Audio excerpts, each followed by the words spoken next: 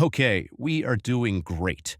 In this part of the course, we'll discuss data, the main ingredient needed to create an AI model. There are two main types of data, structured and unstructured. As the name suggests, structured data is organized into rows and columns. If I want to see how many sales transactions there have been this month, I can create a nice Excel spreadsheet with rows and columns and put the data in it, which then takes the form of structured data. Unstructured data, such as text files, images, videos, and audio files, lacks a defined structure and cannot be organized into rows and columns. 80 to 90% of all the world's data is unstructured data. This means that most data doesn't have this simple row column predefined field structure. In the past, structured data was considered more valuable because it was easier to analyze. But AI advancements today have found a way to turn unstructured data into valuable insights, with companies like Meta and Google excelling in this area.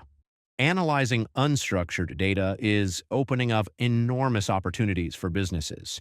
They now have billions of photographs, video footage, text messages, and emails. For the first time, they can use this information to gain unprecedented insights. But how have AI scientists made sense of so much unstructured data? The MNIST database is the Hello World example for students who want to learn machine learning. The dataset includes 70,000 28 by 28 pixel grayscale images of handwritten digits. This exercise aims to train a machine learning algorithm to recognize the numbers we have in an image, even though they're never the same because people have different handwriting. If you write the number 3 and I write the number 3, we'll have similar but slightly different versions, right? So, how does the computer distinguish between images of 3, 6, or 9? It boils down to the fundamentals of computer science and electrical engineering. All information can be broken down into zeros and ones. Here's how this happens. The handwritten number 3 can be represented in the following way. Each pixel in these images has a value between 0 and 255 that describes its shade of gray, where 0 is white and 255 is black. In computers, all information, including these pixel values, is stored in binary form, using combinations of zeros and ones. When we consider the pixel values in MNIST, or any digital image, these numbers are converted into a binary format, so computers can store and process them. So we see different pictures of the number 3, but they are pictures with similar number sequences for the computer. To solve the MNIST task via machine learning, the computer is trained to identify and differentiate these numerical sequences, enabling it to recognize digits from 0 to 9. This example is fundamental because it shows how we can turn different types of information from the world around us into data that computers can read. Similarly, videos are thousands of pictures composed of hundreds or even thousands of pixels. Each pixel, in turn, corresponds to a number represented in binary form, with only zeros and ones. Even sound and written speech can be represented as sequences of zeros and ones. This is how computers receive the necessary structure to learn. They use this information to find patterns, study similarities, and ultimately learn how to execute different types of tasks. We don't always appreciate how remarkable human brains are. We can see the world around us and collect a lot of information simultaneously. Our minds process countless details subconsciously, using our senses to absorb what we see, hear, and taste.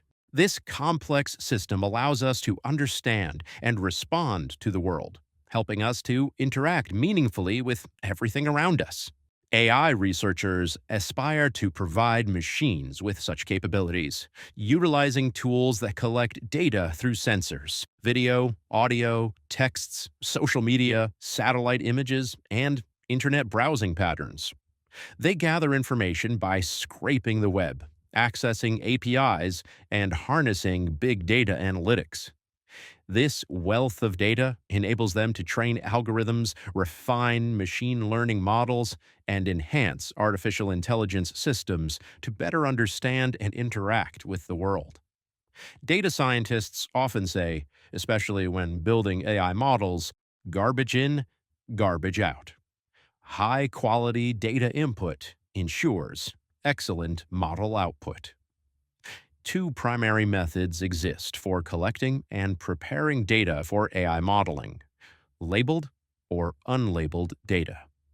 Imagine you have a data set of 10,000 photos featuring various animals, including dogs.